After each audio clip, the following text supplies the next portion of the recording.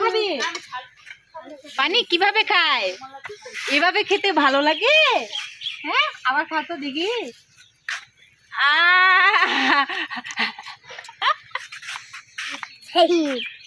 আমাকে ভালোই বাসো না। কই, আমাকে তো তুমি ভালোবাসো না। কিভাবে ভালোবাসে? আই লাভ ইউ বলো। খাইলামুনি একটা আদর করে দাও। ওই আমি একটা দিই। আর কাকে ভালোবাসো তুমি? আমাকেই ভালোবাসো। আমাকে কি দিবে ভালোবেসে? কি দিবে? চকলেট। ওয়াও, হয়েছে। হ্যালো, আসসালামু আলাইকুম এভরিওয়ান। আজকে গ্রাম বাংলার একটি ভাইরাল রেসিপি নিয়ে হাজির হয়ে গিয়েছি।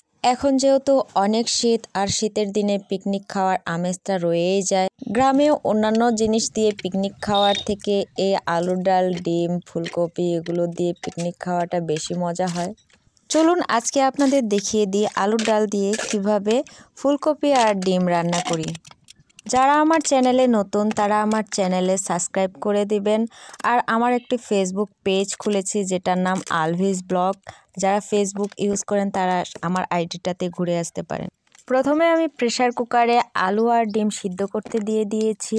আর একদিক দিয়ে আমি ফুলকপিটা কেটে নিচ্ছি। ফুলকপিটা কাটা হয়ে গেলে এই ফুলকপিতে কিন্তু অনেক বিষ দেওয়া হয়, যার কারণে আমি ফুলকপিটা পরে একটু ভাপিয়ে নেব।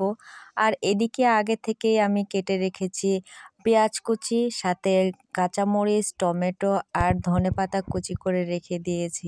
এগুলো রান্না করতে করতে আমার ছোটবেলার কথা অনেক বেশি মনে পড়ে যাচ্ছে।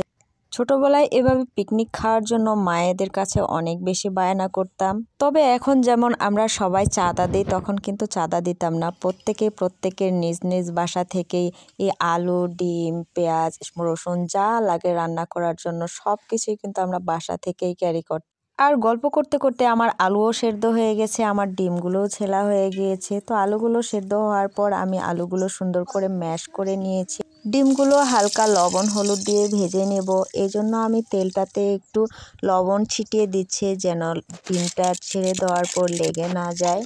ডিমটা আপনারা ট্রাই করবেন হালকা করে ভেজে নেওয়ার।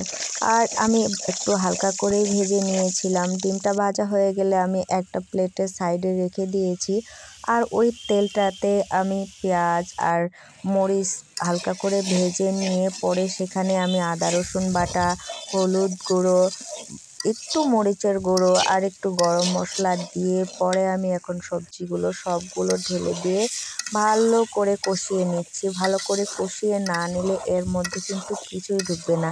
আর এগুলোর সাথে কিন্তু অবশ্যই আপনি টমেটো অ্যাড করবেন। টমেটো অ্যাড না করলে কিন্তু আলুর ডাল আর ডিমের আসল যে মজাটা, সেই মজাটা কিন্তু পাওয়া যায় না। বিয়ের আগে আমি কোনো কাজই পারতাম না। বিয়ের পরে আমার শাশুড়ি মা একটা একটা করে কাজ শিখিয়ে দিয়েছে, যার কারণে এখন আল্লাহর রহমতে সুন্দর করে পারফেক্ট করে রান্নাগুলো করতে পারি। আর এদিকে আমার সবজিগুলো কষানো শেষ হয়ে গেলে এখন আমি এর ভিতর যে আলুটা ম্যাশ করে রেখেছিলাম সেটা ঢেলে দিচ্ছি। ঢেলে দিয়ে এটাও কিন্তু খুব ভালো করে কষিয়ে নিতে হবে আলুটা, না হলে একটা আলুর যে গন্ধ থাকে সেই গন্ধটা থেকেই যাবে। আর এখানে একটু একটু করে কিন্তু পানি অ্যাড করে দিতে হবে, না হলে এই যে আলুটা আছে এটা ভুনা করার সময় ছিটকে ছিটকে পুরা চুলা কিন্তু মেখে যাবে। গরম পানি ঢেলে দেওয়ার পর যখন পানিটা ফুটতে থাকবে তখন আমি একটা একটা করে ডিম এভাবে ছেড়ে দিচ্ছি, দিয়ে আমি ঢেকে দেব। পানিটা যখন একটু শুকিয়ে আসবে, হয়ে যাওয়ার মতো হয়ে যাবে, ঠিক তখনই আমি এর উপরে একটু ধনেপাতা ছড়িয়ে দেব। ছড়িয়ে দেওয়ার পর একটু পানিটা শুকিয়ে আসলেই আমার রেডি আলুর ডাল দিয়ে ফুলকপি আর ডিম। আমার মতো এভাবে রান্না করে আপনারাও বাসার সবাইকে সার্ভ করতে পারেন। খেতে কিন্তু অনেক বেশি মজা হয়।